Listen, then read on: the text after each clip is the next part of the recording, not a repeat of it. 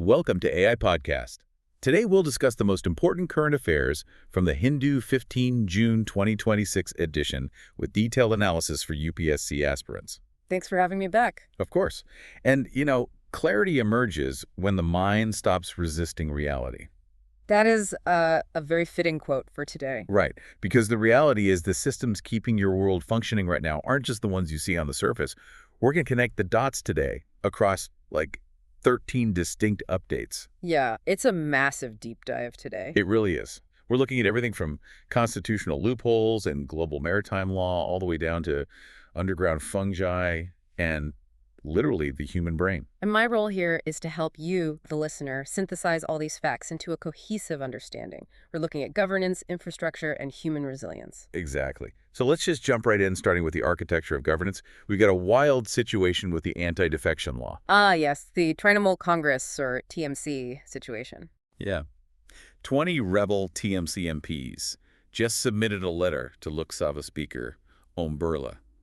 They want to merge with the National Citizens Party of India, the NCPI. Which is fascinating strictly from a mechanical standpoint. I mean, to me, this looks less like a political movement and more like, a corporate merger designed to bypass a strict non-compete clause. That corporate merger analogy is actually the perfect way to look at it. This is entirely about the 10th schedule's 2/3 rule. Right, because normally switching sides gets you disqualified. Exactly. But there's the structural exception. If 2/3 of a legislative party agrees to merge with another registered party, they completely avoid disqualification. So they needed 20 MPs, and they got exactly 20. But why the NCPI? I mean, they're registered in Tripura in 2015, shifted to Howrah in 2023. They aren't exactly a national powerhouse. Well, they don't need a national footprint. They just need a legal vehicle. Oh, I see. Yeah, if these 20 MPs tried to form a totally separate new bloc, they'd face immediate disqualification. By using the NCPI as an existing registered entity, they legitimize the defection. That is such a calculated workaround. But, that kind of maneuvering isn't just happening in Parliament. State governments are doing it, too. You're talking about the WACC Amendment Act 2025, right? Yeah, specifically in Kerala. Okay, let's unpack this. What happens when state political tactics clash directly with a central statute? It creates a massive constitutional headache. Section 14(1) mandates 2 non-Muslim members on the state WACC board. But the previous Kerala LDF government didn't do that. No, they didn't. They appointed 9 Muslims and intentionally left those 2 specific slots vacant. And now BJP leader Sean George has moved the Kerala High Court. Wait, so what's the legal argument there? Just that the board is incomplete? It's deeper than that. The petitioner argues that because it wasn't constituted according to the exact letter of the central statute, the board fundamentally lacks jurisdiction. Wow. So any decisions they make are just null and void. That's the argument. And it puts the current IUML and UDF coalition in a terrible spot. It's highly communally sensitive. Because if they comply, they anger their base. If they don't, the board is legally paralyzed. Exactly. And the Supreme Court hasn't made a final ruling on the overarching constitutional challenges to the 2025 Act yet, so we're just in this tense waiting period. So states are pushing back on the center, but citizens are also pushing back on state institutions for transparency. Right, like the RTI ruling with the educational boards. Yeah, the Central Information Commission, the CIC, just overturned a CVSE denial.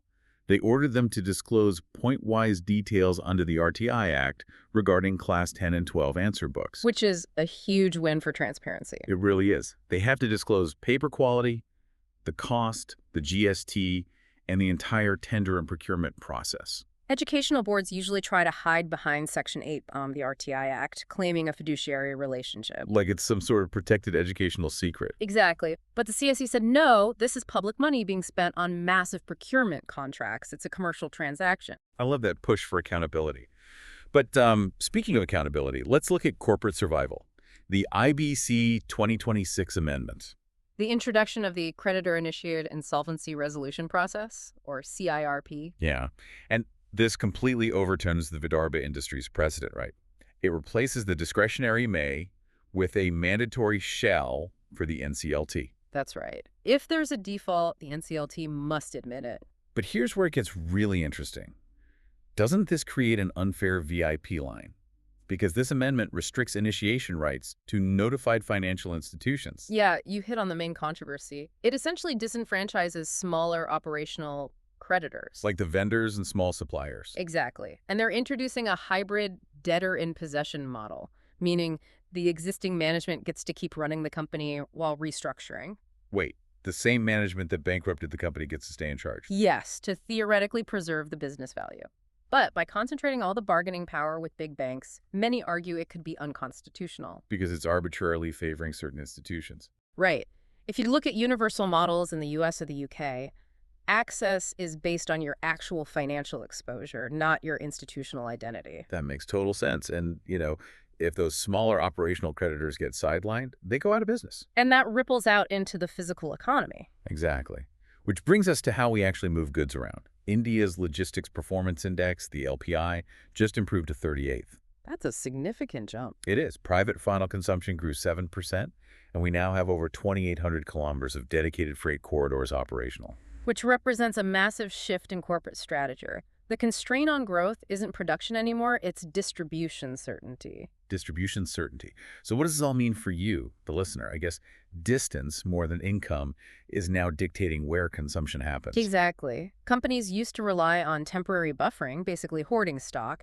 Now they are shifting to what's called resilience arbitrage. Resilience arbitrage. That sounds expensive. It's about guaranteed delivery. The dedicated freight corridors mean a company can rely on a train arriving at an exact hour. They don't need massive, wasteful warehouses anymore. That's amazing. But getting that level of infrastructure built requires some insane engineering, like the Zohila Tunnel breakthrough. Up in the Himalayas, 13.14 kilometers long. At an altitude of nearly 11,600 feet.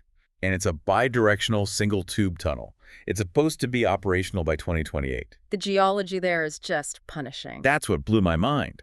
The rock classification changed a staggering 67 times during construction. Yeah, because those are very young, volatile mountains. They were using NET, the new Austrian tunneling method. Which means adapting to the rock's stress, right? Right. They had to manage 8 to 10 active fault zones, plus massive water seepage, just to secure this one vital link to Ladakh. It's just incredible human resilience. And, from the mountains, we go to the oceans. India handles about 30% of all dismantled vessels globally. Mostly at Alang in Gujarat. Yeah. And the DG of Shipping just issued the first ship recycling credit note. It was valued at 29 crore rupees, given to a Liberian firm for recycling the Costa. This is a brilliant policy to link physical logistics to the circular economy. Under the Hong Kong Convention, ship owners get a credit note for 40% of the scrap value. But there's a catch, right? A very strategic catch. The note is valid for 3 years, but it can only be redeemed for up to 5% of a new vessel built in an Indian yard. Oh, wow. So they're trying to pivot India from just being a scrapyard to being a major shipbuilding hub. Exactly. It leverages our recycling dominance to build manufacturing capacity. But once those Indian-built ships or Indian crews hit international waters, it's a whole different ballgame. Look at the MT Settebello. The attack in the Gulf of Oman. Yeah. 24 Indian seafarers were on that Palo flag ship when it was attacked. Tragically, 3 were killed. It's a devastating situation. And meanwhile, the Navy rescued 14 crew members of the sunken MSV Virat 1. It just makes me wonder, why can't India just step in and protect all its citizens at sea? It comes down to a very frustrating legal concept called flags of convenience. Meaning the ship is registered in a country like Palau for tax reasons. Right. And under UN SLESUS, the UN Convention on the Law of the Sea and IMO regulations, the ship is technically the sovereign territory of its flag state. So India's legal options are severely limited. Very limited. India does run Operation Sankalp to help, but it's a tightrope. Yeah. You have to balance international maritime law against the heavy belligerence of the U.S. and Iran in that region. It's a geopolitical minefield. Which is probably why strategic partnerships are so vital right now, like the meeting between Modi and Macron in Nice. The India-France-Bharat Innovates 2026 Summit. Yeah, they adopted the Innovation Roadmap 2030. They're setting up a joint AI working group and calling for an early India-EU free trade agreement. This shows a major strategic shift. We are moving from being technology adopters to technology providers. And they specifically mentioned leveraging the Shanti Act, right? Yes, for private participation in advanced small modular reactors, or SMRs. So it's not just about trade for France. Not at all. France is looking at India for economic security. In an era of global upheaval, they need trusted supply chains, especially in AI and nuclear tech. So we've talked about all these massive man-made networks, AI, maritime trade, freight corridors, but let's look at the ultimate global network. You're talking about the AM fungi. Yes. The Science Journal just published the first global map of arbuscular mycorrhizal fungi, and the numbers are, frankly, hard to wrap your head around. It's truly a hidden world. 110 quadrillion kilometers of hyphae. That's a billion trips to the sun.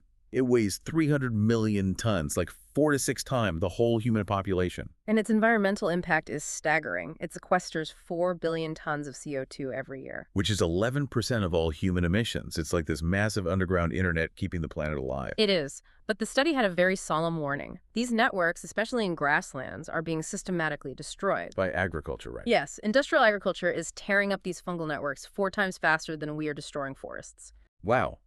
And when you destroy the natural carbon sinks, you get extreme warming, which ties directly into Tamil Nadu's 2026 heat action plan. Right. They have officially notified heat waves as a state-specific disaster. And the urban heat island effect, the UHI, is making it so much worse. It adds 4 to 5 degrees Celsius to the real field temps. There is a study showing indoor temperatures in informal housing consistently exceed 32 degrees Celsius at night. 32 degrees a night. You can't sleep in that. You can't recover. Informal outdoor workers are suffering massive productivity and health losses because their bodies never get a break from the thermal stress. And rising heat brings secondary threats, like mosquitoes. Which brings us to the dengue vaccine risks. Yeah, this update is genuinely scary. In Brazil, the Butantan DV vaccine was suspended after 42 severe adverse events and 2 deaths. And India has a similar vaccine, Dengil by Panacea Biotech, currently in ICMR Phase 3 trials. So wait, what exactly went wrong in Brazil? Does the vaccine give you dengue? It's due to a phenomenon called antibody-dependent enhancement, or AD.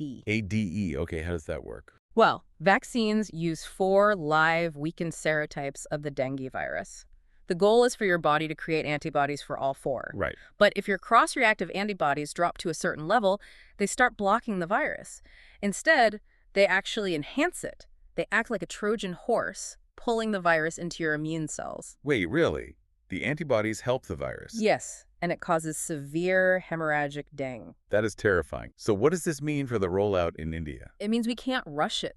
We need extremely rigorous pharmacovigilance and constant type-specific antibody monitoring for anyone who gets the shot. We really can't cut corners on human health.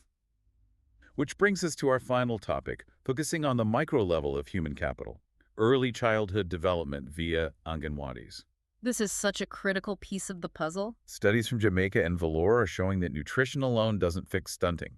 We have programs like Adharshala and Navjatana trying to bridge the gap. Right, because we used to think just giving a child enough calories would solve developmental delays. But the research shows that psychosocial stimulation, love, talk, play combined with nutrition drives the highest IQ and cognitive gains. Exactly. Environmental factors totally mediate how the body absorbs food. If a child is fighting off infections or dealing with extreme heat, their body can't process the nutrients for cognitive growth. This was my absolute aha moment reading the sources. A child's developing brain consumes 1/5 of the body's energy. It's incredibly energy intensive. Yeah. So Throughout this deep dive, we've seen humans trying to build rigid systems and solvency laws, maritime codes, concrete mountain tunnels. Yeah, trying to control everything. Exactly. Yet the most resilient systems we discussed today are the organic ones. The symbiotic trade of the AM fungi and the responsive learning environment of a child's brain. Wow. Perhaps the future of our governance and infrastructure isn't about resisting reality, but learning to adapt and connect as seamlessly as nature does. I love that. That is exactly the clarity we're looking for. Thank you to everyone listening for joining us on this deep dive. Keep questioning the world around you, and we'll see you next time.